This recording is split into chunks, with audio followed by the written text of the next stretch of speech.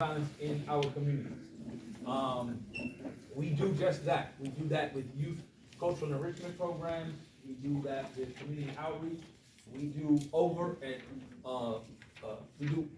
outreach to overproduce resources for our community in areas that are lacking resources in any way, shape, fashion, or form. Whether that be food deserts and making sure we're providing food pantries, whether that be an area which they need immigration services. Working on it. Okay. Good? All right. Whether it be they're needing immigration services, whether they need cultural enrichment activities, which I mentioned, but also if they need conflict mediation, mental health services as well that are being offered in the community throughout, in obviously specific situations, but also generally throughout the community. We don't know those situations occur until they happen. We tend to be very responsive in a lot of the work that happens in the community. A lot of people call 911 because they need help in the situation. Our job, like organizations that will be speaking, of course, after me and with me a little later on, do preventative work. We're here to make sure that we do the outreach and prevent violence in our community, prevent lack of resources. Prevention is the key. We are here today to talk about gang violence, talk about signs to look out for with regard to your children, your children's friends, maybe your nieces, your nephews. We're looking at not only gang violence, but also gun violence. People go, that's one and the same. It's not one and the same. There are so many different dynamics at play when we're talking about this dynamic that's played in our community. Most recently, we've seen a lot of shootings in here, specifically in the immediate area in here in Canarsie. And so you've seen a lot of reactionary programming, a lot of reactionary responses, which is all warranted. But we're having this workshop because we needed to make sure that we were preventing going forward. Every time we have a conversation like the one we're going to have today is one that is saving the life of youth in our community, or just a general community member at large. I don't want to talk about specific shootings. That's not what we're talking about. I want to talk to you about what is getting us to this point and what signs you need to look out for if you have a child who you might be concerned about, which I'm sure you are concerned about them, but concerned specifically about them interacting in either gang activity and or having access to a gun or engaging in activity that could lead to a violent act in some way, shape, fashion, or form. A lot of parents parent every single day, and they think, my child is good. I work hard every single day. I go to work, they go to school. Aunts, uncles, whomever, they're taken care of. Everything seems copacetic. I got news for you.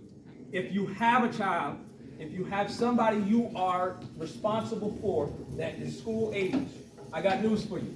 They are at risk, and they are in a potential situation to become either a part of a gang and or interacting and having access to a gun in some way, shape, fashion. If you don't believe that, most of the statistics say that the kids that is not the ones that you know are the most affiliated, it's the ones that you didn't even know were involved.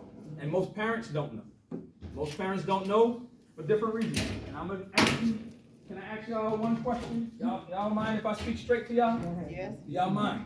Because I don't want to hold anything back. I'm gonna try to be as PC as possible. But the truth be told is, most parents, most of y'all, just because you don't want to believe it, y'all make it so. But your child is probably showing you signs of things that are probably leading them to doing the things already engaged in it. They're already doing it. You just don't know what the next steps are going to be, okay? We're here to discuss that. I kind of want to make this a discussion piece and bring other people into the conversation. But before I do that, I want y'all to understand one thing. The trigger of a gun does not get pulled because your child has the gun there. That's not the reason why.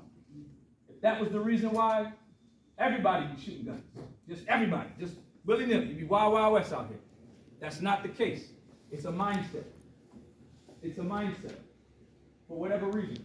If I put a gun here right now on the table, the only people who would pick it up are the people who felt the need to have to use it to either defend themselves or bring harm to somebody else because they fear for some reason that they need to do that before somebody does that to them. That's the only reason. Otherwise, like this box, they would walk right by it. It's plain and simple. So think about that mindset. Think about that example that I just used with regards to gun violence in general. If it's a mindset, then we have to speak to said mindset.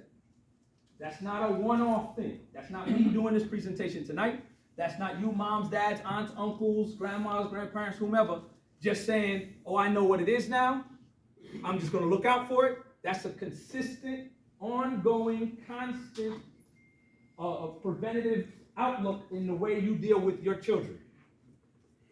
One of the signs you need to see and look out for, a lot of the violence that is taking place is based off of social media. I'll say that again. A lot of the violence that you see that's taking place is based off of social media. When we came up, or at least when I came up, you had to see somebody to have a problem with that. That is not the case now. People see, they don't even know by their real names.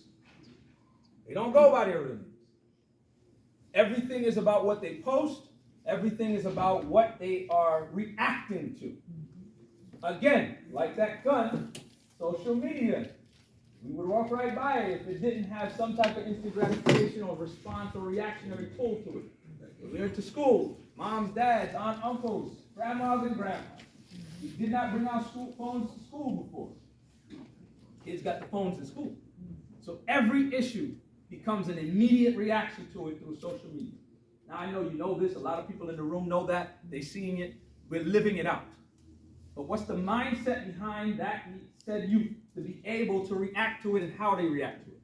Conflict mediation, some of the things that we do, conflict resolution, some of the things that we do, is to make sure that youth understand that one, everything doesn't have to be reacted to. And how it is reacted to is one that is which you have control over how you present your reaction. So that's part of the work we do. However, we have something now that I know, Man Up, I'm not going to go introducing them now. I know they're going to go into this. But they have something now, it's called, a lot of interactions that's taking place is through music. Now, when I was a kid, everybody was like, it's that damn music. I'm telling you, that damn music. So now I'm going to sound like the old guy saying it's that damn music. Right?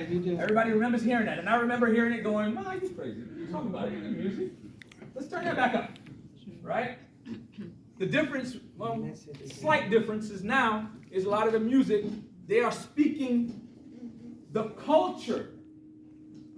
I'll say that again. The culture of gang activity through the music. Whether your child is a gangster or not. Your child might not even be a gangster. In school, your child's on his phone, does his homework, everything is tight, everything is good. But on social media, he's an OG. It's a big difference. Then people react to it, and it may lead to something that could be potentially violent. What things you need to look out for? I can't say to you, all right, just make sure, check and see if your child is on the phone all the time. Check and see if your child is on the phone all the time. Your child is on the phone all the time. Whether they're involved, not involved in any way, shape, or form, they're on the phone all the time. It doesn't matter. We already know that. I could say to you, check the content. Go and grab their phone and check the content. You probably wouldn't understand what the content was. You probably wouldn't understand what the content was. That does not mean you can't do anything about it. But what it does mean is that you can identify, okay, who are they communicating to? Are they only communicating? How are they communicating? What's the language that they're using? And I'm talking about the FUs and bitch this and that's not what I'm talking about. That's basic. Check the language. They have different language by which they communicate. So, and we're going to get into that. But there's so many different dynamics by which your child could easily be involved or be leading towards gang violence. There are so many different dynamics. That does not mean you're not armed with tools. That's what we're here to give you. Okay? So I kind of, as I preface this whole conversation, I want it to be more of an open dialogue. So I said all of that to say to y'all, you might be thinking, what? Now